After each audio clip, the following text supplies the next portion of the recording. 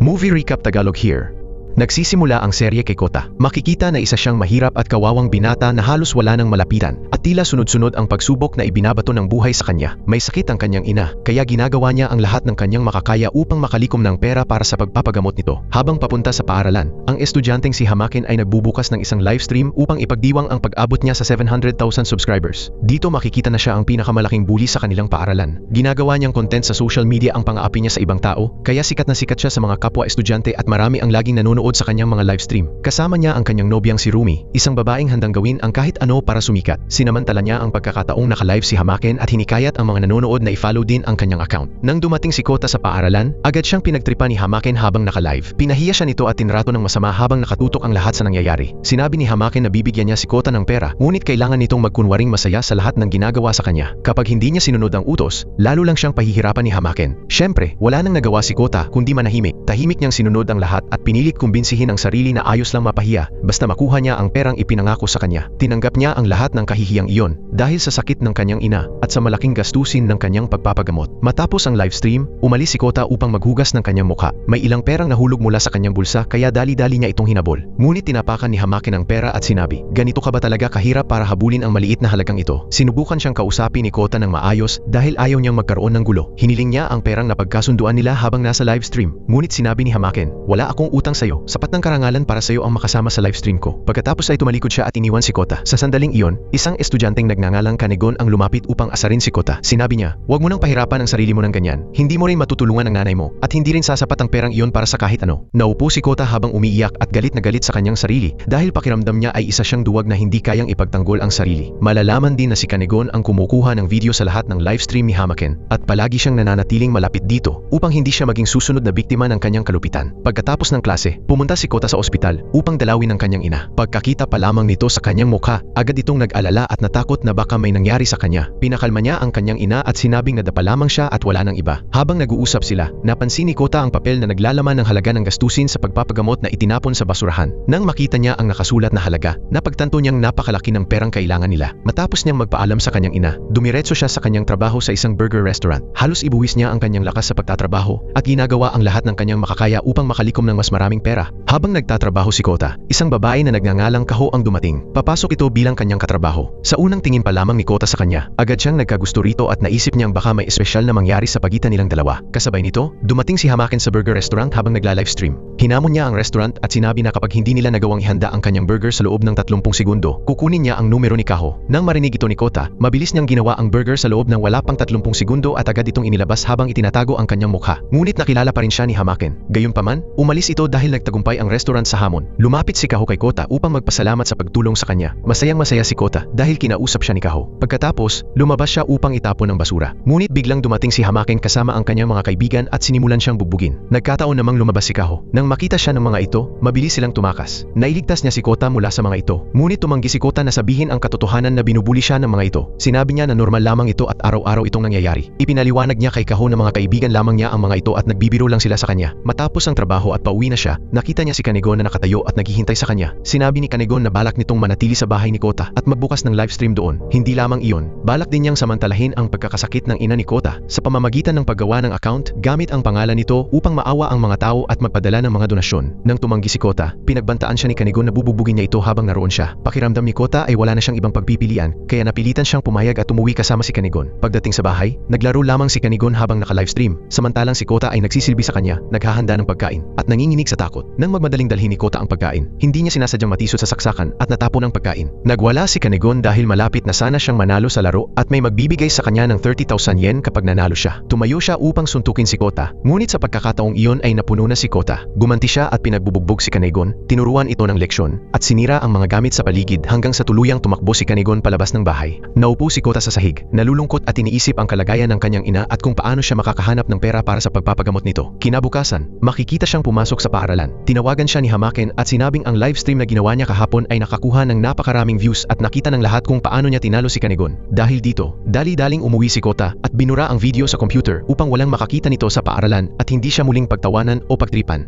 Pagpasok niya sa paaralan, inakala niyang ligtas na siya, ngunit sinabi ni Hamaken na napanood pa rin ito ang video. Pinagtawanan siya nito at sinabing hindi naman marunong lumaban si Kota at hindi niya kayang ipagtanggol ang sarili niya. Kasabay nito, dumating si Kanegon na galit at sumugod upang bugbugin si Kota. Ngunit agad siyang pinabagsak ni Hamaken at sinabihan siyang isa rin siyang tanga dahil natalo siya ni Kota. Pagkatapos, pinalayas siya ni Hamaken mula sa kanyang grupo. Dahil sa sobrang galit, umakyat si Kanegon kasama si Kota sa rooftop. Umiiyak si Kanegon habang nalulungkot at nagdurusa dahil sa kanyang kalagayan. Pagkatapos, nagpasya siya na gagawa sila ni Kota ng isang plano. Sa ngayon, pumunta muna tayo kay Aki. Si Aki ay isang mahina at mahiyain na babae na nag-aaral sa parehong paaralan ni Kota. Hindi na siya pumapasok dahil palagi siyang binubuli at inaapi ng kanyang mga kaklase. Nang makita niya ang video ni Kota, nagpasya siyang bumalik muli sa paaralan. Balik tayo kina Kota at Kanegon sa kanilang silid-aralan. Si Hamaken ay kasalukuyang nagla-livestream habang inaapi at pinapahiya silang dalawa. Napakasamang asal ng taong ito. Sa totoo lang, biglang inagaw ni Kota ang telepono at sinabi sa lahat ng nanonood na magnanakaw si Hamaken. Sinabi niya na nangako ito sa kanya ng pera noon ngunit niloko lamang siya, hindi ibinigay ang nararapat sa kanya, at araw-araw siyang binubuli. Ngunit natawa lamang si Hamaken kay Kota dahil nagawa niyang patayin ang livestream bago pa marinig ng mga tao ang kanyang mga sinabi. Nagalit si Hamaken sa ginawa ni Kota at sinimulan niya itong bugbugin ng buong poot at galit. Sa gilid naman, lihim na nagla-livestream si Kanegon gamit ang sarili niyang telepono at ipinapakita sa mga tao ang lahat ng nangyayari. Dito malalaman na iyon pala ang plano nilang dalawa. Sinabi ni Kanegon kay Kota na habang mas matindi ang pambubugbog na matatanggap niya, mas maraming pera ang kanilang kikitain. Kaya nang tumigil si Hamaken sa pananakit kay Kota, hinawakan pa ni Kota ang kanyang binti upang pilitin siyang ipagpatuloy ang pananakit. Sa sandaling iyon, isang estudyanteng nagngangalang Tatsuya ang nakialam. Dito malalaman na isa pala siyang napakalakas na mandirigma. Inutusan niya si Hamaken na tigilan na ang pambubugbog kay Kota at tahimik namang sumunod si Hamaken. Dinala ni Tatsuya si Kota sa ospital. Nang magising si Kota, nakita niyang nakaupo sa tabi niya si Kanegon. Ipinakita ni Kanegon ang video at sinabi na napakarami nitong nakuha na views. Ngunit kaunti lamang ang kinita nila dahil masyadong maikli ang video. Sinabi ni Kanegon na kailangan pang mas mabugbog si Kota at dapat mas tumagal ang pananakit sa kanya upang mas maawa ang mga tao at magpadala ng mas maraming donasyon. Pumayag si Kota dahil ito ang maaaring maging daan upang matulungan ang kanyang ina. Samantala, sa panig ni Hamaken, pinanood niya ang video na kinunan ni Kanegon at labis siyang nagalit. Kasabay nito, nakaupo si Kota at naghahanap sa internet ng paraan kung paano mas tatagal habang binubugbog. Habang naghahanap siya, may nakita siyang isang link na iniwan ng isang tao sa comments ng video ng kanyang pambubugbog. Ang pamagat nito ay, paano matutong lumaban. Pinindot ni Kota ang link at pinanood ang video. Napansin niya na wala halos ibang sumusubaybay sa channel na iyon maliban sa kanya. Ang lalaking nasa video ay nakasuot ng costume, ngunit nagpasya si Kota na pag-aralan ang lahat ng galaw nito dahil maaaring makatulong iyon upang matutunan niyang ipagtanggol ang kanyang sarili. Kinabukasan, pumasok si Kota sa paaralan at nakita niyang hinahanap siya ni Hamaken, na galit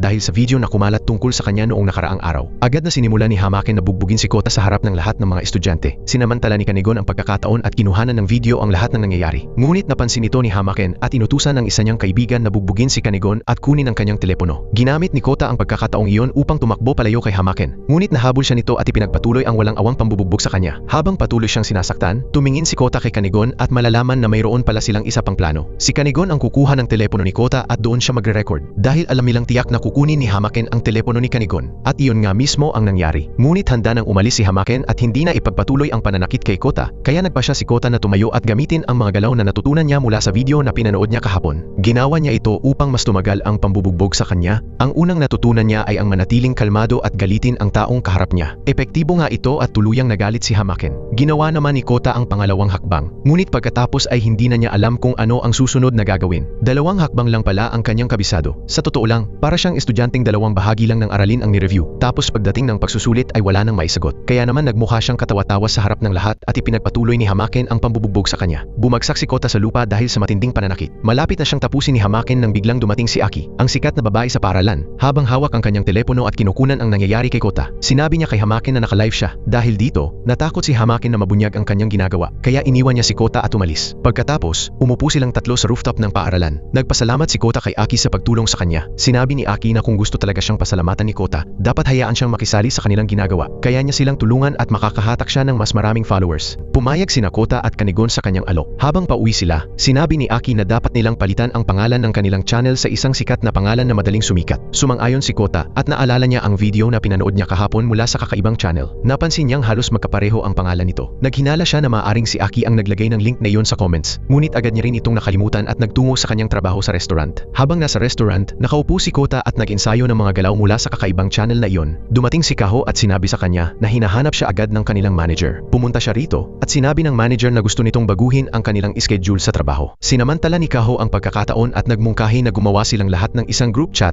Masayang-masaya si Kota dahil nakuha na niya ang numero ni Kaho. Pagkatapos ng trabaho, naglalakad si Kota kasama si Kanegon habang hindi tumitigil sa pagkwento tungkol kay Kaho. Sinabi niyang gusto niya talaga ito, matalino ito, at masaya siya dahil mayroon na siyang numero at maaari na silang mag-usap. Habang naglalakad siya nang hindi nakatingin sa dinadaanan dahil abala siya sa pagtingin sa larawan ni Kaho sa kanyang telepono, nakasalubong niya ang isang lalaking nagngangalang Ken kasama ang kanyang nobya. Humingi sila ng litrato kasama sina Kota at Kanegon at sinabi nilang hindi sila makapaniwala na nakilala nila ang mga ito dahil malalaki silang tagahanga ng kanilang channel. Naglakad silang magkakasama ng ilang sandali, ngunit hindi alam ng magkaibigan na ginagamit lamang sila ng dalawang tagahangang ito upang dalhin sila sa isang liblib na lugar. Nagtagumpay ang kanilang plano. Doon ay pinagtripan nila sina Kota at Kanegon at kinuha pa ang lahat ng kanilang pera. Ngunit dahil kaunti lamang ang pera ni Kota, kinuha ni Ken ang telepono nito upang ibenta. Labis itong ikinalungkot ni Kota dahil hindi na niya makakausap si Kaho. Hiniling ni Kota kay Kanegon na agad magbukas ng livestream dahil napagpasyahan niyang bawiin ang nararapat sa kanya at makuha muli ang kanyang telepono mula kay Ken. Mabilis na nagtungo si Kota sa lugar ni Ken. Tumayo si Ken upang bugbugin siya tulad ng ginawa nito noon. Ngunit sa pagkakataong ito ay ginamit ni Kota ang lahat ng galaw na natutunan niya mula sa Rooster Channel. Nagulat si Ken dahil epektibo pala ang mga galaw na iyon at nakatulong kay Kota na maiwasan ang lahat ng kanyang mga suntok. Kasabay nito, binuksan naman ni Aki ang kanilang channel at patuloy na naglalagay ng mga nakakaengganyong komento upang palakasin ang loob ni Kota. Dahil sa mga galaw at laban ni Kota, mas maraming tao ang naengganyong magbigay ng donasyon sa kanilang channel. Makalipas ang ilang sandali, sumuko si Ken, iniwan ang telepono ni Kota at tumakbo palayo. Sa sandaling iyon, labis na humanga ang mga tao kay Kota, dahilan upang mas mabilis na kumalat ang kanyang mga video at mas makilala siya ng marami. Nakalap nila ang mahigit 120,000 yen.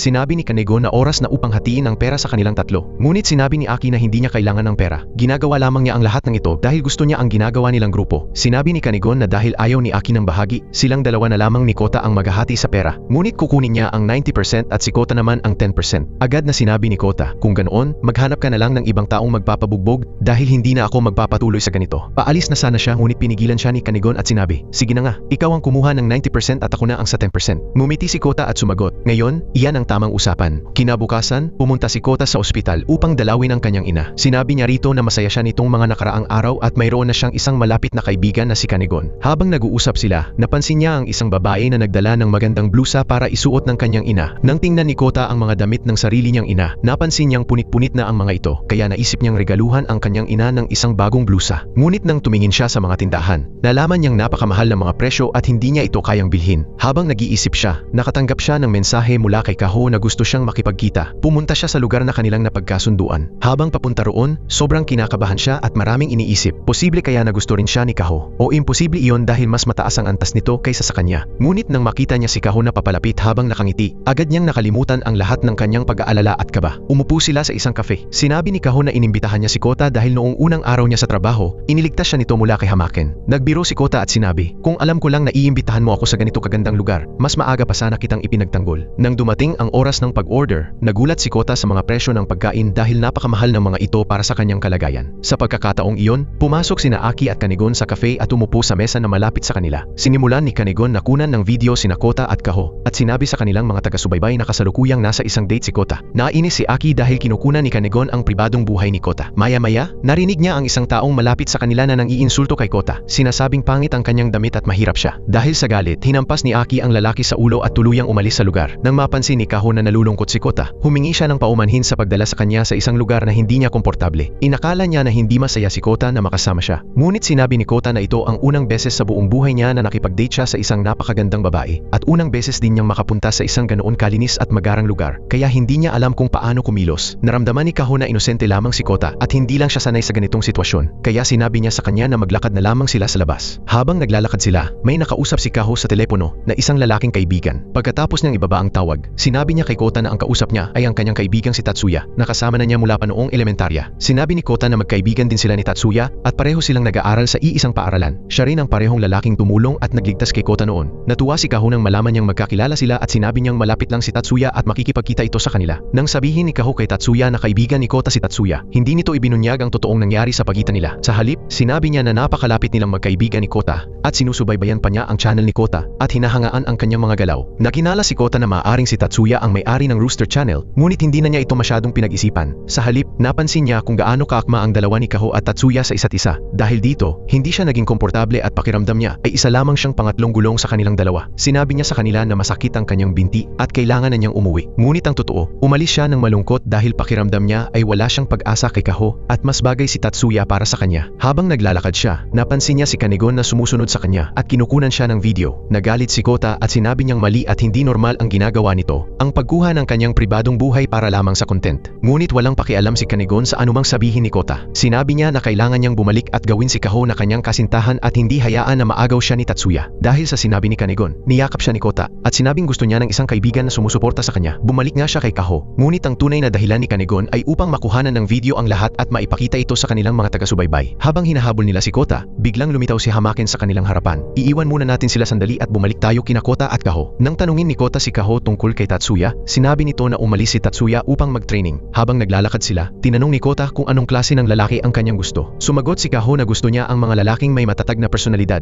marunong lumaban, kayang ipagtanggol ang kanilang sarili, at kaya rin siyang protektahan. Naramdaman ni Kota na ito na ang tamang pagkakataon upang ipagtapat ang kanyang nararamdaman para kay Kaho. Ngunit bigla niyang nakita si Kanegon na nakahandusay sa harapan niya habang hawak pa rin ang telepono. Napagtanto niya na kinukunan na naman siya nito ng video. Lumapit siya upang tulungan si Kanegon. Ngunit dumating si Hamaken sa likuran niya at sinabi na pumunta siya roon upang bugbugin si Kota sa harap ng kanyang mga taga-subaybay. Hiniling ni Kota kay Kaho na umalis na kaagad. Ngunit hinawakan siya ni Hamaken. Gusto niya itong saktan dahil tumanggi itong ibigay ang kanyang numero ng telepono. Sinabi ni Kota kay Hamaken na siya ang may problema rito at hindi si Kaho. Nagharap silang dalawa at nagsimula ang isang totoong laban. Sa pagkakataong ito, ginamit ni Kota ang mga hakbang na natutunan niya mula sa Rooster Channel. Ngunit nagbago na si Hamaken ang kanyang estilo sa pakikipaglaban at bigla siyang sinuntok gamit ang kabilang kamay. Bumagsak si Kota sa lupa at hindi na muling makatayo. Sa sandaling iyon, nagsimulang bumuhos ang ulan. Naalala ni Kota ang lahat ng kanyang pinagdaanan at sinabi sa kanyang sarili na akala niya ay magbabago na ang kanyang buhay at matutulungan na niya ang kanyang ina na mabayaran ang kanyang pagpapagamot. Pagkagising niya mula sa mga alaalang iyon, nakiusap siya kay Hamaken na pakawalan si Kaho at sinabi niyang gagawin niya ang kahit anong gusto nito. Sinabi ni Hamaken na hubarin niya ang lahat ng kanyang damit at saka lamang niya ito pakakawalan. Ginawa nga ni Kota ang ipinag-utos ni Hamaken. Samantala, si Kanegon ay nakatayo lamang sa gilid habang kinukunan ng video ang buong pangyayari. Ngunit sinabi ni Hamaken kay Kota na niloko lamang niya ito at hindi niya pakakawalan si Kaho. Sa mismong sandaling iyon, dumating si Tatsuya at agad na sinuntok ang kaibigan ni Hamaken. Pagkatapos ay sinabi niya kay Hamaken na umalis na. Dahil alam ni Hamaken na mas malakas si Tatsuya kaysa sa kanya, natakot siya at tahimik na umalis. Isinama ni Tatsuya si Kaho at umalis sila. Samantala, nanatiling nakaupo si Kota sa lupa, wasak ang damdamin dahil sa kahihiyang at pagkawala ng dignidad na dinanas niya. Pagkatapos ng pangyayaring iyon, tuluyan nang tumigil si Kota sa pagpasok sa paaralan. Samantala, sinimulan ni Hamaken na isama si Kanegon sa kanyang mga livestream at siya naman ang ginagawang target ng pang-aapi. Isang araw, inutusan ni Hamaken si Kanegon na gumawa ng paraan upang pabalikin si Kota sa paaralan. Kung hindi ay sisirain niya ang buhay nito. Napilitan si Kanegon na sabihin na dadalhin niya si Kota. Pagkatapos ng klase, pumunta siya sa ospital at tinanong ang ina ni Kota kung nasaan ang kanyang anak. Sinabi ng ina ni Kota na ilang araw nang hindi siya dinadalaw ni Kota at wala siyang balita tungkol dito. Labis na siyang nag-aalala sa kanyang anak. Habang paalis na si Kanegon, sinabi sa kanya ng ina ni Kota na nitong mga nakaraang araw ay masaya itong nagkukwento tungkol sa kanya. Pinasalamatan pa siya nito dahil naging malapit siya sa kanyang anak at naging isang mabuting kaibigan. Nang marinig iyon ni Kanegon, napaiyak siya. Doon niya naisip na mahalaga pala siya kay Kota bilang isang tunay na kaibigan. Kasabay nito, makikita si Aki na umaakyat sa rooftop ng paaralan. Pumunta siya roon habang nasa pinakamadilim na yugto ng kanyang buhay dahil sa matinding pambubuli na naranasan niya. Lubos itong nakaapekto sa kanyang isip at damdamin hanggang sa umabot siya sa puntong naisip niyang tapusin ang kanyang buhay. Ngunit pagdating niya sa rooftop, nagulat siya nang makita niyang hindi siya nag-iisa. Nandoon din si Kota, nakatayo at malalim ang iniisip. Mula sa malayo, tinitigan siya ni Aki at inisip na marahil ay pareho sila ng dahilan kung bakit sila naroon. Akala niya ay iniisip din ni Kota na gumawa ng masama sa kanyang sarili dahil sa lahat ng pinagdaanan nito at sa bigat ng mga problemang kinakaharap niya. Habang pinagmamasdan niya si Kota, lalo niyang napagtanto na sa kabila ng lahat ng dinanas ng binata, ang pambubugbog, pagpapahiya, at walang tigil na pang-aapi, patuloy pa rin itong nakatayo, patuloy na lumalaban, at hindi sumusuko. Dahil dito, nagbago ang isip ni Aki tungkol sa balak niyang gawin. Bigla na lamang siyang tumakbo at tumalon mula sa rooftop nang hindi man lang nagsasalita kay Kota. Nagulat si Kota at mabilis na tumakbo papunta sa gilid ng rooftop,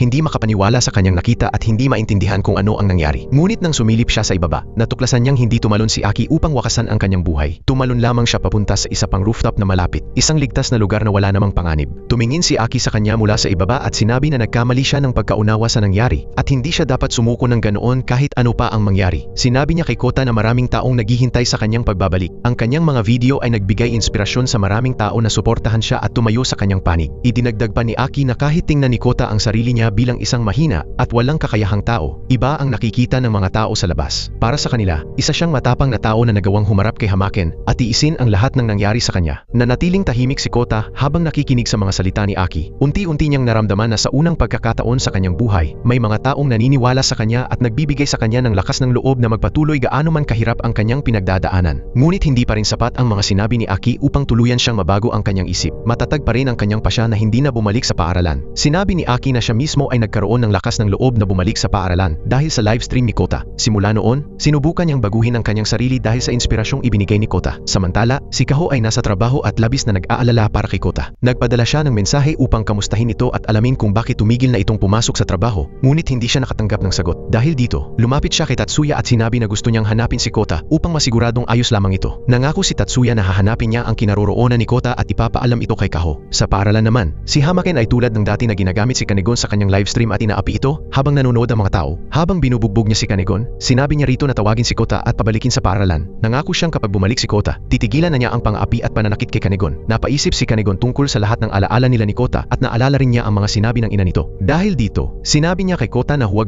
nang bumalik sa paaralan dahil alam niyang kapag bumalik ito, tuluyan itong sasaktan ni Hamaken. Lalong nagalit si Hamaken at walang awang pinagbubugbog si Kanegon dahil sa sobrang galit nito. Ngunit maya-maya, napansin ni Hamaken na may isang taong nakatayo sa kanyang harapan. Si Kota iyon. Sinabi ni Kota kay Kanegon na magbukas ng live stream sa kanilang channel at ilagay ang pamagat na paano wasakin ang isang bully sa pamamagitan ng pakikipaglaban. Kasabay nito, binuksan ni Tatsuya ang live stream ni Kota at sinabi kay Kaho, "Ito ba ang taong pinag-aalala mo?" Sabay silang nanood ng live stream. Sa pagkakataong ito, napakahusay na ng pagsasanay ni Kota. Malalaman na sa mga nagdaang araw, lagi siyang nagpupuyat sa panonood ng Rooster Channel, kumakain ng protein-rich na pagkain, at araw-araw na nagsasanay upang sa oras na harapin niya si Hamaken, matalo niya ito at mabawi ang kanyang dignidad. Nang gamitin ni Kota ang lahat ng kanyang natutunan laban kay Hamaken, napuruhan niya ang binti nito ng husto kaya nahirapan na itong kumilos ng maayos. Natukoy ni Kota ang kahinaan ni Hamaken at patuloy niyang inatake ang mga binti nito. Sinamantala niya ang pagkakataon at pinakawalan ng isang malakas na suntok na naging dahilan upang mawalan ng malay si Hamaken sa harap ng lahat ng nanonood sa livestream. Hindi makapaniwala si Kota na sa wakas ay natalo na niya si Hamaken. Naupo siya sa lupa habang umiiyak. Napayak din si Aki at masaya silang lumapit ni Kanegon kay Kota. Kasabay nito, umiiyak din si Kaho dahil sa wakas ay nabawi ni Kota ang kanyang karapatan at naipagtanggol ang kanyang sarili laban kay Hamaken na matagal na siyang inaapi. Pagkatapos ng klase, naglakad-lakad silang tatlo ng magkakasama. Sinabi ni Aki na dahil sa livestream na iyon, nakalikom sila ng mahigit 600,000 yen na donasyon. Labis ang kanilang kasiyahan kaya nagtakbuhan sila, nagtawanan, at nagbiro sa isa't isa. Kinabukasan, nang pumasok si Kota sa paaralan, natuklasan niyang hinahangaan na siya ng lahat ng mga estudyante at nais na siyang maging kaibigan. Malalaman din na simula nang mangyari ang huling insidente, tuluyan nang tumigil si Hamaken sa pagpasok sa paaralan. Samantala, si Rumi ay naiwan ng mag-isa dahil wala na si Hamaken sa kanyang tabi. Habang nakaupo siya, nakatanggap siya ng mensahe mula sa isang clothing brand na nais siyang kuning katuwang sa paggawa ng mga video at promosyon. Agad siyang pumayag dahil handa siyang gawin ang kahit ano para lamang sumikat. Pumunta si Rumi upang makipagkita sa kanila. Samantala, si Kota naman ay pumunta sa kanyang trabaho sa cafe at nakipag-usap kay Kaho. Pagkatapos ng kanilang trabaho, sabay silang naglakad pauwi. Humingi ng paumanhin si Kota dahil hindi niya nasagot ang mga mensahe ni Kaho. Ngunit sinabi ni Kaho na hindi naman siya nagagalit. Sinabi ni Kota na gusto pa rin niyang bumawi sa kanya at niyaya niya itong lumabas upang ilibre sa isang cafe. Labis na natuwa si Kaho at agad na pumayag. Sinabi niya na aayusin na lamang niya ang oras ng kanilang pagkikita at saka siya nagpaalam. Habang paalis na si Kota, napansin niyang naiwan ni Kaho ang kanyang panyo. Mabilis niya itong hinabol upang ibalik iyon. Ngunit nagulat siya nang makita niyang nakatira pala si Kaho sa isang napakalaking mansyon. Doon niya naramdaman na napakalayo ng kanilang estado sa buhay. Sa bahay ni Kaho, malalaman na hindi maganda ang relasyon nito sa kanyang ama at halos wala itong alam tungkol sa kanyang sariling anak. Samantala, nagkakasama sina Kota, Aki, at Kanegon at masayang pinapanood na patuloy na dumarami ang mga taga-subaybay ng kanilang channel. Sobrang saya nilang lahat. Pagkatapos, ipinakita ni Kanegon sa kanila ang isang channel ng mga baguhang wrestler at sinabi niyang kailangan na nilang makipagsabayan sa mga tunay na manlalaban. Ayon sa kanya, mas dadami pa ang kanilang followers at lalo pang sisikat ang kanilang channel. Kinabukasan sa paaralan, lumapit si Rumi kay Kanegon at sinabi nitong iniimbitahan niya siya upang uminom pagkatapos ng klase. Natuwa si Kanegon dahil akala niya ay may gusto sa kanya si Rumi. Ngunit sinamantala ni Rumi ang kawalan ng kanyang pag-iingat at lihim siyang kinuhanan ng video. Kinunan niya si Kanegon habang tinatype nito ang password ng kanilang channel at ipinadala ang video na iyon sa clothing brand na gustong makipagtulungan sa kanya. Dito malalaman na matagal na pala silang may kasunduan tungkol dito. Kasabay nito, magkasamang nakaupo sina Kota at Aki. Tinanong ni Aki kung paano niya natutunang ipagtanggol ang kanyang sarili ng ganoon. Ngunit tumanggi si Kota na sabihin ang katotohanan at sinabi na mag-isa lamang siyang nagsanay. Nang umalis na siya, tinawagan siya ni Aki at sinabing sinubukan niyang buksan ang kanilang channel. Ngunit napansin niyang nagbago na ang password at tila na-hack ang kanilang account. Habang papaliko si Kota upang bumalik, biglang may dumating mula sa likuran at hinampas siya sa ulo. Dahil dito, nawalan siya ng malay. Nasa tawag pa rin si Aki at narinig niya ang lahat ng nangyari. Agad siyang tumakbo palabas upang hanapin si Kota bago pa may masamang mangyari o tuluyan siyang masaktan. Nakita niya si Kota na nakahandusay sa kalsada at walang malay. Nang magkamalay si Kota at makita si Aki, humingi siya ng tawad at sinabi na hindi niya sila nagawang labanan at natalo siya. Sinagot siya ni Aki, "Baliw ka ba? Wala akong pakialam sa laban o sa anumang nangyari. Ang mahalaga sa akin ay ikaw." Pagbalik nila sa apartment, dumating si Kanegon upang kumustahin ang kalagayan ni Kota. Umupo silang tatlo at sinubukang alamin kung sino ang may kagagawan ng nangyari. Aki. Habang nag-uusap sila, sinabi ni Aki na may naamoy siyang kakaiba. Sinubukan ni Kanegon na lumayo upang hindi niya mapansin na nakainom siya ng alak. Ngunit tinanong siya ni Aki kung may nanloko o nang scam ba sa kanya. Sinabi niyang wala. Ngunit nang pag-isipan niya ang lahat ng nangyari, napagtanto niyang si Rumi ang dahilan ng lahat at niloko talaga siya nito. Kinabukasan sa paaralan,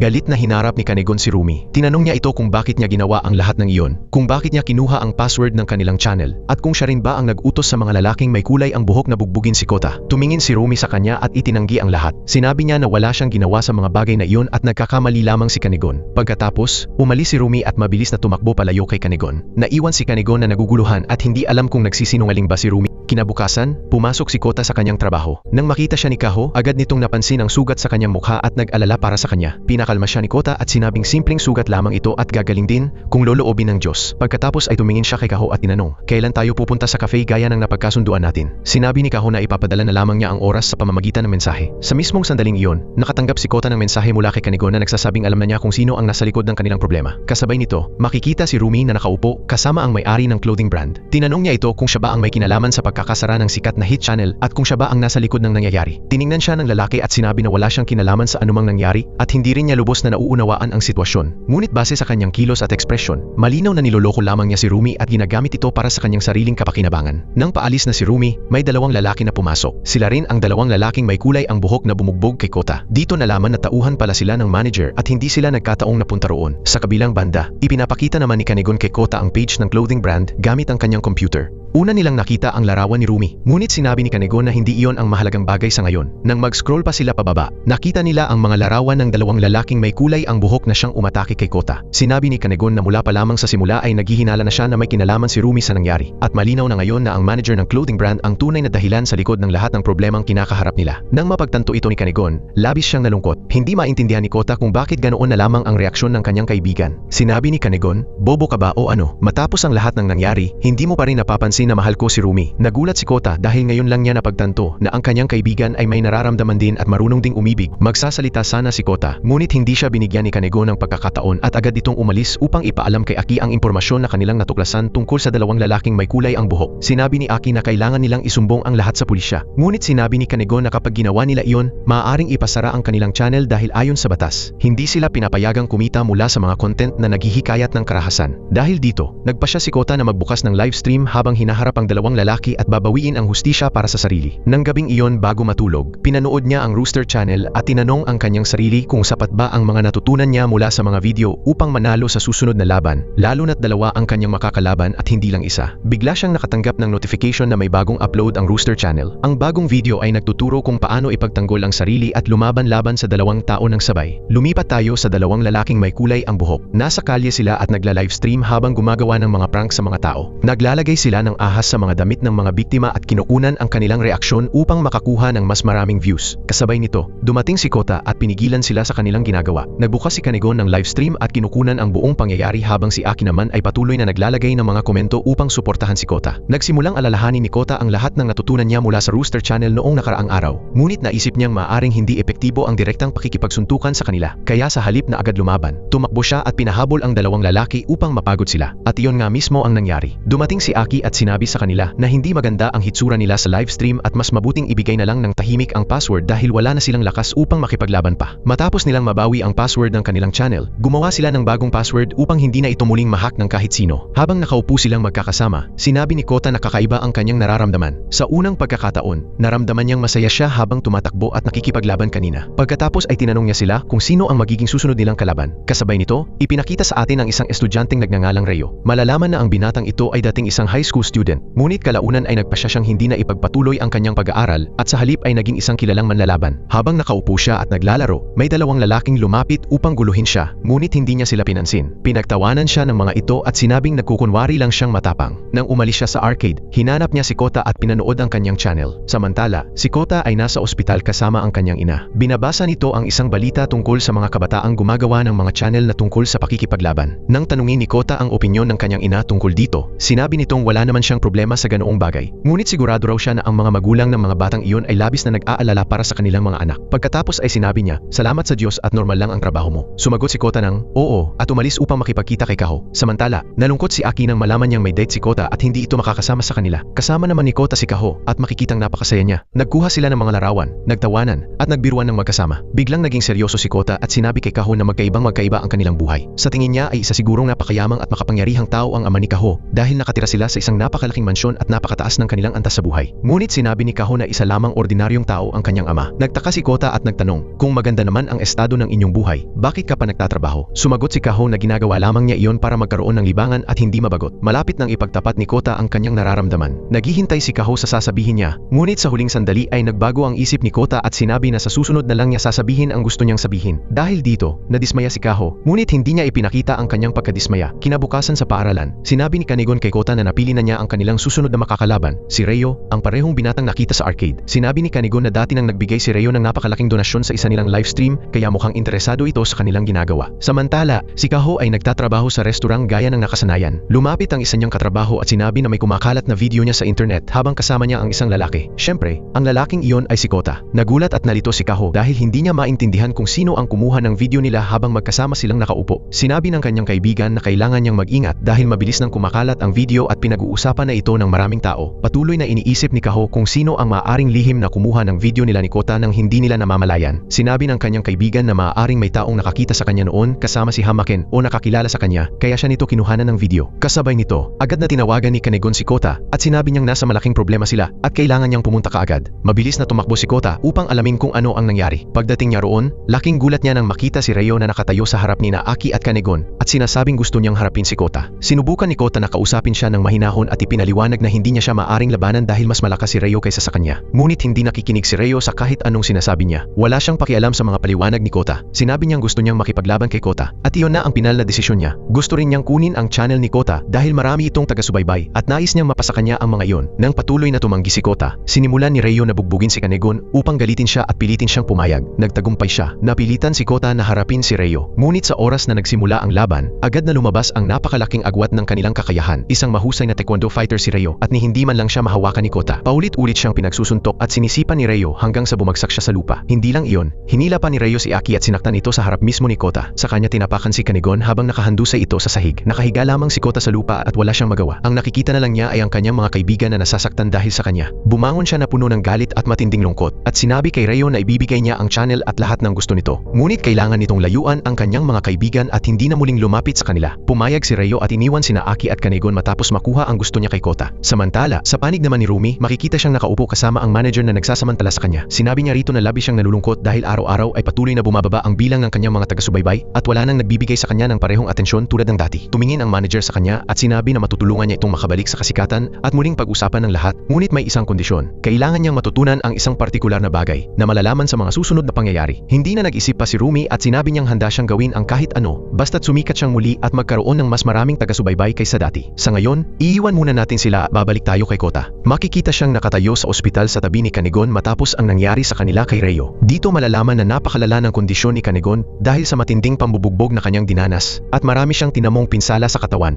Nakatayo si Kota sa tabi niya habang nilalamon ng matinding konsensya. Dahil naniniwala siyang ang lahat ng nangyari kay Kanegon ay kasalanan niya. Hindi niya alam kung paano niya maaayos ang nangyari o kung paano niya matutulungan ang kaibigan na makaahon sa kalagayan nito. Galit na galit si Kanegon kay Kota. Nang magising siya at makapagsalita, agad niya itong sinigawan. Sinabi niyang ang channel ay hindi lamang tungkol sa views at dami ng followers. Kung ganoon na lang kadali itong isinuko ni Kota, ibig sabihin ay ibinigay niya ang nag-iisang bagay na nagbigay sa kanila ng kapangyarihang bawiin ang kanilang mga karapatan mula sa mga bully at ipagtanggol ang kanilang sarili matapos silang mapahiya at apihin araw-araw. Ngunit tumingin si Kota sa kanya at sinabi na hindi mas mahalaga ang channel kaysa sa kanyang mga kaibigan. Nang makita niyang binubugbog ni Reo sina Kanegon at Aki sa harap niya, wala na siyang ibang pagpipilian. Kung babalik man ang panahon, gagawin pa rin niya ang parehong desisyon. Sa huli, mas mahalaga pa rin para kay Kota si Kanegon kaysa sa kahit anong channel o kasikatan. Sa gitna ng kanilang pag-uusap, pumasok si Aki para pakalmahin ang tensyon sa pagitan nila. Pero galit pa rin si Kanegon at ayaw makinig sa kahit ano. Pinapaalis niya sila sa silid at sinasabing gusto niyang mapag-isa at ayaw muna niyang makakita ng kahit sino. Patuloy siyang umiiyak dahil sa nangyari sa kanya habang paulit-ulit na bumabalik sa isip niya ang mga insidente. Paglabas ni Kota at Aki mula sa kwarto at pagbaba sa baba, tumingin si Aki kay Kota at sinabi sa kanya na tama lang ang ginawa niya. Alam niyang galit at sama ng loob si Kanegon ngayon, pero kapag kumalma ito, maiintindihan din niya kung bakit iyon ang naging desisyon ni Kota. Mahalaga Mahalaga ang channel? Oo, pero hindi ito mas mahalaga kaysa sa mga taong nagmamahal at nagtatrabaho para dito. Pagkatapos ay binuksan niya ang usapin tungkol kay Rheo at sinabi niyang may mga narinig siyang balita tungkol dito na nakalaya raw ito mula sa kulungan ilang panahon na ang nakalipas at may kinalaman sa isang kaso ng pagpatay. Isang napakadelikadong tao si Rheo at hindi dapat mag-isa si Kota na haharap o makikipag-ugnayan sa kanya. Sinabi ni Kota na wala siyang balak na gawin pa sa kanya.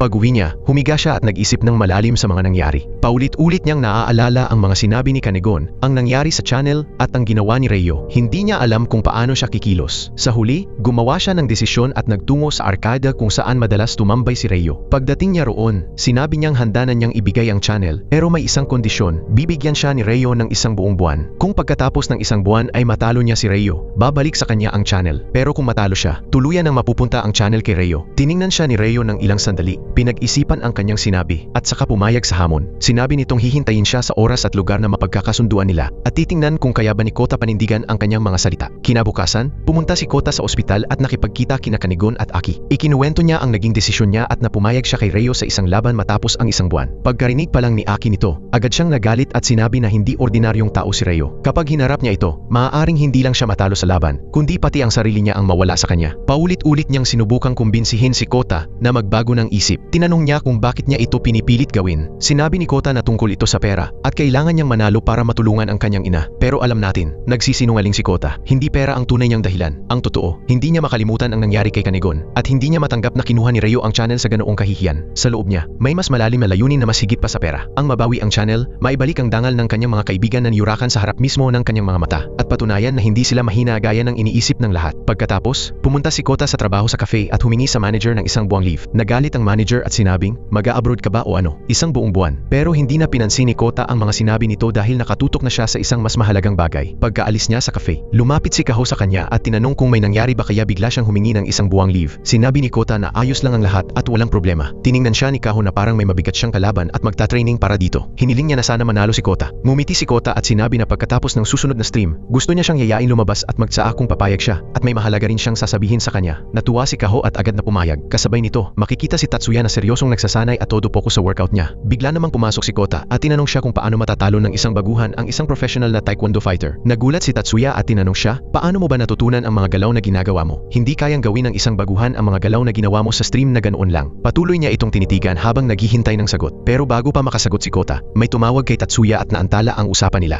Pagkatapos, umalis si Kota sa lugar. Habang pauwi, binuksan niya ang Rooster Channel at naghanap ng mga bagong video na makakatulong sa paparating niyang laban. Pagdating niya sa ilalim ng kanilang bahay, may nakita siyang nakaparadang mamahaling kotse. Bumaba mula rito ang isang kilala at mukhang importanteng lalaki. Nang makita siya ni Kota, agad niya itong nakilala dahil ipinakita na sa kanya ni Kanegon ang larawan nito noon. Lumalabas na siya pala ang may-ari ng isang boxing channel na gustong makalaban ni Kanegon para mapalago ang sarili nilang channel. Nilapitan siya ng lalaki at sinabi na humahanga siya kay Kota. Inalok niya ito na sumali sa kanyang channel at maging isang profesional na fighter sa kanilang grupo. Sabi niya, kung gagawin iyon ni Kota, masisikat pa siya at mas dadami ang kanyang mga taga-subaybay. Pinakinggan siya ni Kota hanggang sa dulo at sinabi niyang pag-iisipan muna niya ang alok. Sinabi ng lalaki na ayos lang iyon at maaari niyang pag-isipan ng mabuti. Sinabi rin ito na kung kailangan niya ng pera o tulong, huwag siyang magatubiling lumapit sa kanya. Pagkatapos ng kanilang pag-uusap, pumasok na si Kota sa bahay habang patuloy na iniisip ang alok na natanggap niya. Sa restaurant, normal na nagtatrabaho si Kota nang bigla siyang magulat nang makita ang kanyang ama sa harapan niya. Ipinakita nito sa kanya ang mga larawan mula sa stream kung saan kasama niya si Kota. Dito malalaman na ang ama ni Kanegon ay siya ring doktor na sumusubaybay sa kondisyon ng ina ni Kota sa ospital. Bumalik tayo kay Kota at makikita siyang mag-isang nagsasanay ng may matinding focus. Parang sinasanay niya ang sarili niya at itinutulak ang kanyang limitasyon para makasabay sa paparating na laban. Bigla siyang nakatanggap ng notification mula sa Rooster Channel. Agad niya itong binuksan at nakita ang bagong upload na video. Ang pamagat ay, paano matatalo ng isang beginner fighter ang isang taekwondo fighter. Pagkatapos panoorin ito ni Kota, mas lalo niyang naramdaman na may hindi normal sa sitwasyon. Hindi lang basta content ang Rooster Channel. Nagsimula siyang pagdugtong-dugtungin ang mga pangyayari at napaghinalaan niyang ang Rooster ay isang taong personal na nakakakilala sa kanya at lihim na tumutulong sa kanya. Matapos ang isang buwang pagsasanay, pumunta si Kota sa lugar na napagkasunduan nila ni Rheo. Pagkakita pa lang ni Rheo sa kanya, bigla namang tumakbo si Kota papunta sa kanyang direksyon. Nagulat si Rheo at agad siyang hinabol. Hindi maintindihan kung ano ang nangyayari. Hanggang sa pareho silang pumasok sa isang malapit na banyo. Napakakakaiba ng sitwasyon at puno ng tensyon. Bigla na lamang kumuha si Kota ng hose ng tubig at walang babala itong itinutok kay Rheo. Binabasa siya ng paulit-ulit na para bang sinasadya siyang galitin at hamunin. Kasabay nito, hinabol sila ni Kanegon at Aki upang malaman kung ano ang nangyayari. Kalaunan, malalaman malalamang bahagi pala ito ng plano ni Kota. Ang ginawa niya gamit ang hose ay para guluhin si Reo at sirain ang konsentrasyon nito. Ang sandaling iyon ang naging malaking turning point ng laban. Mula pa sa simula ay nalilito na si Reo. Sinamantala ni Kota ang pagkakataon at isa-isang inalala ang lahat ng natutunan niya mula sa Rooster Channel. Bawat galaw at bawat teknik na pinagpraktisan niya sa nakalipas na panahon. Maingat at kalmado niyang sinimulang gamitin ang mga ito habang nananatiling nakapokus. Sa bawat hakbang, lalo niyang nakokontrol ang laban hanggang sa unti-unting mawalan ng malay si Reo. Ngunit bigla na lamang tumawa si Reo sa nakakairitang paraan at sinabing pawang pag-arte lamang ang lahat at hindi naman talaga siya natalo. Pagkatapos, ipinagpatuloy niya ang pambubugbog kay Kota sa harap ng livestream na para bang nakikipaglaro lamang siya at hindi niya kailanman sineseryoso ang laban. Tila labis siyang nasisiyahang ipahiya si Kota sa harap ng lahat ng nanonood. Sa puntong ito, malalaman may suot palang espesyal na sapatos si Kota na tumutulong sa kanya upang hindi madula sa basang sahig habang nakikipaglaban. Ngunit madali siyang napilit ni Reo na hubarin ang mga iyon. Pagkatapos ay may pang-asar pa itong sinabi, "Ngayon, tingnan natin kung paano mo ako papatayin matapos kitang paghubarin ng sapatos." Muling nagbago ang atmosfera dahil nagsimulang maramdaman ni Reo na hindi ganoon kadali ang sitwasyon at hindi rin ganoon kadaling kalaban si Kota gaya ng una niyang inakala. Pagkatapos, si Reo naman ang tunay na nakakuha ng kontrol sa laban. Bumagsak si Kota sa sahig at hindi na halos makaganti. Sa loob-loob niya, sinisisi niya ang sarili. Tinatawag ang sarili na tanga at iniisip na nasayang lang ang lahat ng pagsasanay at pagsisikap na ginawa niya para marating ang puntong ito. Samantala, tensyonado rin ang buong livestream. Iniisip ng mga nanonood na ito na ang katapusan at mamamatay na si Kota sa mga kamay ni Reo. Ngunit habang nakatayo si Reo sa harap ni Kota na nakahandusay sa sahig, biglang bumalik sa kanyang isip ang ilang lumang alaala. Mga alaala ng kanyang malapit na kaibigan na nakahiga rin noon sa lupa sa kanyang harapan. Matapos bumagsak si Kota, dali-daling sinubukan ni Kanegon na tumawag sa pulis dahil pakiramdam niya ay baka tuluyan na niyang mawala ang kanyang kaibigan. Ngunit pinigilan siya ni Reo, binasag ang telepono at sinabing ayaw niyang nakikialam ang pulisya sa anumang bagay. Piliting bumangon si Kota mula sa sahig habang sumisigaw kay Reo na huwag nitong lapitan ang kanyang kaibigan. Ngunit si Reo pa rin ang may kontrol at wala itong pakialam sa sinasabi niya. Ipinagpatuloy nito ang marahas na pambubugbog kay Kota sa harap mismo ni Kanegon. Walang magawa si Kanegon at paulit-ulit na sumisigaw kay Reo na tigilan na si Kota. Ngunit hindi siya pinakinggan nito. Sa gitna ng lahat ng ito, nagsimula siyang tawagin ang pangalan ni Kota at palakasin ang loob nito. Sinabi niyang kailangan nitong bumangon muli, na hindi siya maaaring manatiling nakahandusay ng ganoon at na kung susuko siya ngayon, mamamatay siya sa mga kamay ni Reo. Habang nakahandusay sa lupa, sinubukan ni Kota na baguhin ang takbo ng laban gamit ang kanyang mga salita. Sinabi niya kay Reo na naiinggit ito sa relasyon nila ni Kanegon at hindi nito matanggap na may isang taong malapit kay Kota gaya ni Kanegon. Matinding tumama ang mga salitang iyon kay Reo dahil binuksan nito ang isang lumang sugat sa kanyang puso. Doon malalaman na minsan ay mayroon siyang napakalapit na kaibigan, ngunit napatay ang taong iyon. Dahil dito, naging napakasensitibo siya pagdating sa pagkakaibigan. Nang marinig niya ang sinabi ni Kota, lalo siyang nagalit at tuluyang nawalan ng pagpipigil sa sarili. Paulit-ulit niyang binugbog si Kota ng mas mabagsik kaysa dati. Maya-maya, sinabi ni Reo na tapos na ang usapin at papatayin na niya si Kota. Kukunin ang channel at tatapusin na ang lahat. Pagkatapos ay naghanda na siyang umalis. Hirap na bumangon si Kota mula sa pagkakahandusay sa lupa at nagsimulang malakas na ulitin ang mga bagay na narinig niya sa Rooster Channel na parabang inaalala niya ang bawat aral sa pagsasanay, bawat salita at bawat payong narinig niya sa mga video.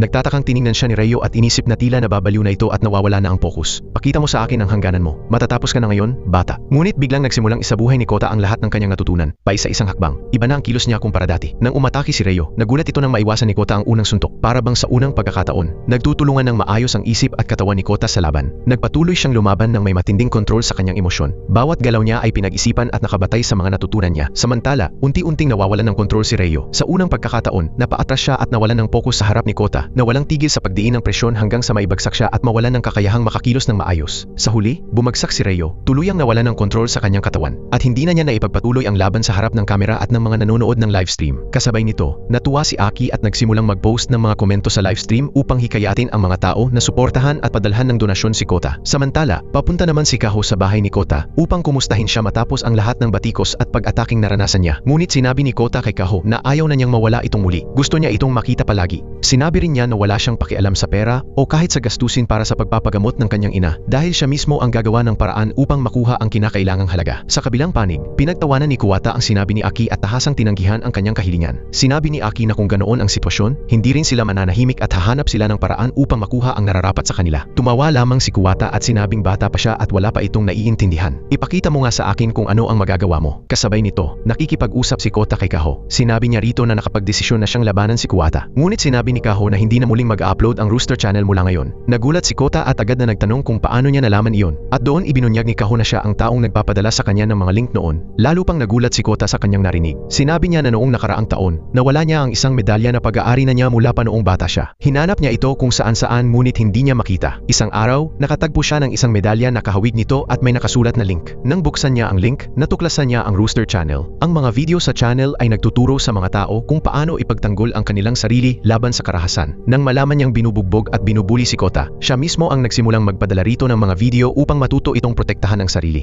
Nilinaw niya na hindi siya ang may-ari ng channel, may iba pang taong tunay na nasa likod nito. Ang ginawa lamang niya ay ang pagpapadala ng mga link ng video kay Kota, at ang huling link na ipinadala niya ay ang pinakahuling video ng channel. Doon malalaman na ang totoong taong konektado sa channel ay si Aki. Tumayo si Kaho upang umalis. Bago siya lumabas, sinabi niya kay Kota na pag-isipan nitong mabuti ang lahat ng sinabi niya. Wala nang mga bagong video na i-upload tulad ng dati. Sinabi naman ni Kota na gusto pa niya itong makita muli. Sumagot si Kaho na tatawagan na lamang niya siya sa ibang pagkakataon. Nang makalabas si Kaho, nagpaalam siya kay Kota na para bang iyon na ang huling beses na magkikita sila. Pagkatapos ay malalaman na matagal na panahon na ang nakalipas. Nakita ni Kaho si Kota sa ospital. Doon niya natuklasan na ito pala ang kanyang kaibigan noong bata pa sila. Nang magtanong siya tungkol dito, nalaman niyang nagtatrabaho ito sa burger restaurant, kaya nagpa siya rin siyang magtrabaho roon upang muli niya itong makilala at mapalapit dito. At iyon nga mismo ang nangyari. Samantala, naramdaman ni Kota na ayaw niyang tuluyang lumayo si Kaho sa kanya, kaya agad niya itong hinabol upang maabutan. Ngunit nakaalis na ito at hindi na niya nagawang mahanap pa. Kasabay nito, mabilis siyang nanood ng mga training video upang balikan ang lahat ng maaaring makatulong sa kanya bago ang laban. Nakaupo si Kuwata habang pinapanood ang mga video kung saan binubugbog si Kota. Dahil dito, lalo niyang naisip na napakadaling kalabanin ni Kota. Sa ibang lugar naman, nakikipag-usap ang manager kay Rumi. Sinabi nito na kahit magsumbong pa siya sa pulisya, wala rin siyang mapapala dahil si Kuwata ang kumokontrol sa buong sitwasyon. Hindi nito hahayaang may makalapit sa kanya o makapaglantad ng lahat ng kanyang ginagawa. Pagkatapos ay bumalik tayo kay Kota. Nasa arcade siya kasama si Tatsuya at nakikiusap na sanayin siya. Ngunit sinabi ni Tatsuya na hindi siya matutulungan sa pagkakataong ito dahil hindi biro ang kanyang makakalaban. Kahit magsanay pa raw si Kota hanggang sa susunod na taon, hindi pa rin niya matatalo ang taong iyon. Sinabi ni Kota na kailangan niyang makuha ang pera para sa pagpapagamot ng kanyang ina. Ngunit sumagot si Tatsuya na wala ring saysay iyon kung mamamatay lang siya sa laban. Napaupo si Kota sa sahig, hindi alam kung ano ang dapat gawin. Bigla namang tumawag si Aki at sinabihan siyang pumunta agad at isama si Logan. Si Logan ay isang lalaking kasalukuyang binubugbog doon at lumalabas na matagal na pala itong kaibigan ni Aki. Ikinuwento ni Logan na dati rin niyang pinapanood ang Rooster Channel at kabisado niya ang lahat ng galaw at teknik na itinuturo rito. Inilabas ni Kota ang medalya na nasa kanya at sinabing ang may-ari ng Rooster Channel ay siya ring may-ari ng medalyang iyon. Agad namang sinabi ni Aki na sa kanya ang medalya. Napatingin si Kota kay Logan at tinanong kung siya ba ang may-ari ng channel, ngunit itinanggi nito iyon. Sa sandaling iyon, dumating ang ama ni Aki at nagsabing siya ang tunay na may-ari ng Rooster Channel. Nagulat si Kota sa revelasyong iyon. Ipinaliwanag ng ama ni Aki na ginawa niya noon ang Rooster Channel para sa kanyang anak.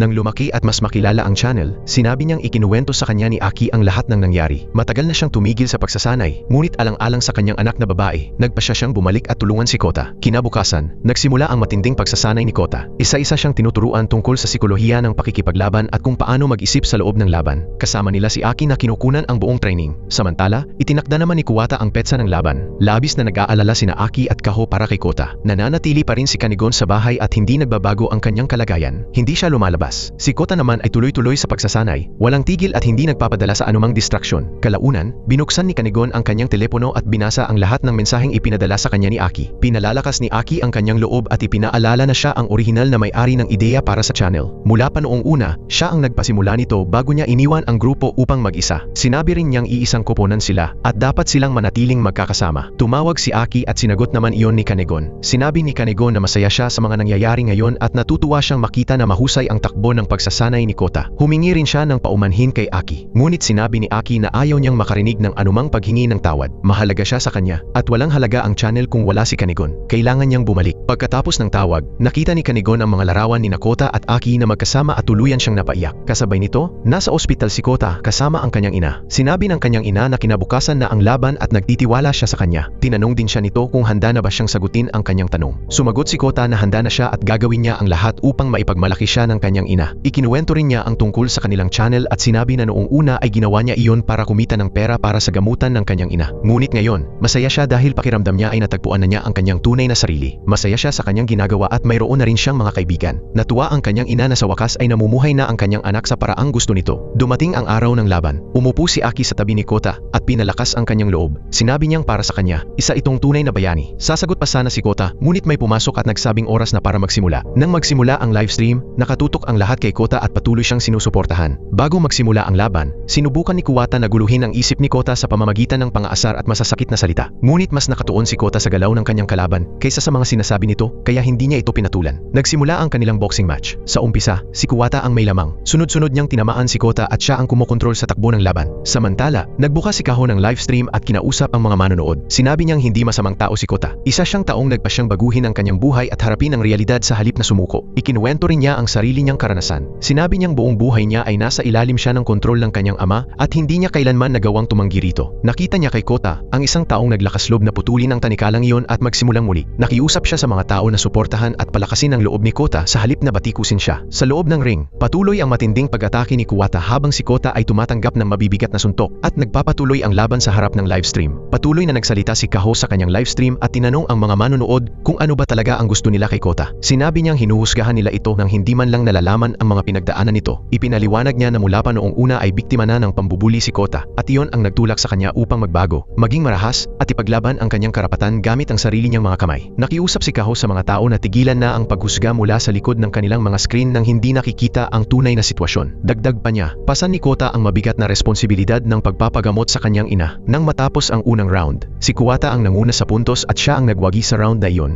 Bumalik si Kota sa kanyang sulok upang magpahinga. Habang nagpapahinga, napansin niya ang mga komento sa livestream. Nagulat siya nang makitang marami nang nagpapakita ng simpatya at suporta sa kanya matapos ang sinabi ni Kaho. Hindi niya alam kung ano mismo ang sinabi nito o kung ano ang nangyari sa labas ng ring. Nang itinaas niya ang kanyang tingin, nakita niyang dumating si Kanigon at nakatayo roon upang palakasin ang kanyang loob. Dito nabunyag na si Kanigon pala ang nasa likod ng ideya ng livestream ni Kaho. Noong nakaraang araw, pinuntahan niya si Kaho at nakiusap na tulungan sila sa pamamagitan ng pagla-live at pagsasalita upang mabago ang pananaw ng mga tao. Sinabi niyang kung gagawin iyon ni Kaho, malaki ang maitutulong nito kay Kota. Hindi nagdalawang isip si Kaho. Agad siyang pumayag at nag-live upang magsalita sa harap ng publiko at ipakita ang kanyang suporta kay Kota. Sa tuwing tinitingnan nila ang halaga ng mga donasyon, patuloy itong tumataas ng napakabilis habang nagpapatuloy ang livestream. Sa unang round pa lamang, umabot na sa 145 milyong yen ang kabuuang donasyon. Kasabay nito, pinuntahan ni Rumi ang manager ng ahensya at kinausap ito. Sinabi niyang mapanganib na tao si Kuwata at dati na itong nasangkot sa pananakit ng iba. Idinagdag pa niya na matagal nang tinatakpan at pinoprotektahan ng manager ang mga ginagawa nito. Binalaan niya ang manager na isusumbong niya ang lahat sa mga otoridad at mayroon siyang matibay na ebidensya upang patunayan ang kanyang mga paratang. Bukod pa rito, naglabas na rin siya ng isang pampublikong post na naglalantad sa kanila. Nabahala ang manager at hindi niya alam kung paano haharapin ang bantang iyon dahil sa mga ebidensyang hawak ni Rumi. Samantala, ipinakita ni Kanigon kay Kota ang isang post na mabilis na kumakalat sa social media. Inilalantad nito ang ahensiya at lahat ng taong may kaugnayan sa insidente, kabilang na si Kuwata. Ito ang post na inilathala ni Rumi. Labis na naengganyo si Kota matapos ang lahat ng nangyari. Nagsimula ang ikalawang round at ngayon ay mas determinado at mas handa na siya. Habang nagpapatuloy ang laban, lalo pang dumami ang mga donasyon. Maging ang mga tao sa lansangan ay nanonood ng livestream at sumisigaw ng suporta para kay Kota. Sa parehong oras, nasa bahay si Kaho nang dumating ang kanyang ama na galit dahil sa kanyang ginawa. Ngunit sa pagkakataong iyon, napuno na si Kaho. Sinigawan niya ang kanyang ama at hiniling na itigil na nito ang lahat ng ginagawa nito. Pagkatapos ay tumakbo siya palabas ng bahay at nakita si Tatsuya na naghihintay sa kanya. Sinabi ni Tatsuya na sumama na siya rito at sumakay sa sasakyan. Nang matapos ang ikalawang round, si Kota naman ang nagwagi. Agad niyang tinanong kung magkano na ang nalikom nilang donasyon at nalaman niyang umabot na ito sa humigit kumulang 200 milyong yen.